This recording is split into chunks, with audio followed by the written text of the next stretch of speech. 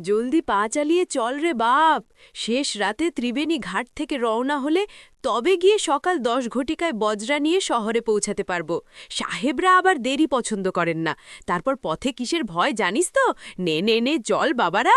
কাজটা কি ভালো করলেন কর্তাবাবু? বলছি, এত ঝুঁকি নিয়ে এই রাত বিরাতে যাওয়াটা কি ঠিক হচ্ছে? কাল পূর্বাহ্নে গেলে কি খুব ক্ষতি হয়ে যেত? দেখো নায়েব, এই বৈঠক হবে চোরাগুপ্তা। গিরিশচন্দ্রকে নবদ্বীপের সিংহাসন চ্যুত না করলে আর জমিদারি টেকানো যায় না। সময়টা অষ্টাদশ শতকের শুরুর দিক। সপ্তগ্রাম থেকে পান্ডুয়া হয়ে ত্রিবেণী ঘাটের দিকে চলেছে জমিদার বল্লভ রায়ের চতুর্দোলা। খ্যাতি প্রতিপত্তিতে ও ধন ঐশ্বর্যে তিনি এতটাই ফুলে ফেপে উঠেছেন যে ইংরেজদের তুষ্ট করে রাজাধিরাজ উপাধি না পেলেই নয়। আর সেটা পেলেই তিনি আক্রমণ করবেন নবদ্বীপ। রাজা কৃষ্ণচন্দ্র রায়ের প্রপৌত্র গিরিশচন্দ্র রায় তখন সিংহাসনে। তাকে হারিয়ে গোটা নবদ্বীপের একস্বর হবেন বল্লভ রায়।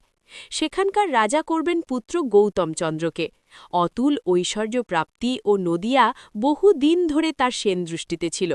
এই কাজ করতে গেলে ইংরেজ প্রীতি করতেই হবে, কারণ যার আনুগত বেশি ইংরেজরা তাদের পছন্দ করতেন।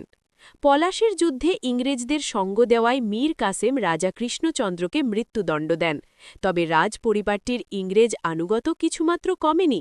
কাজেই ইংরেজদের সাথে সর করে গিরিশচন্দ্রকে সিংহাসনচ্যুত করা খুব একটা সহজ কাজ নয়।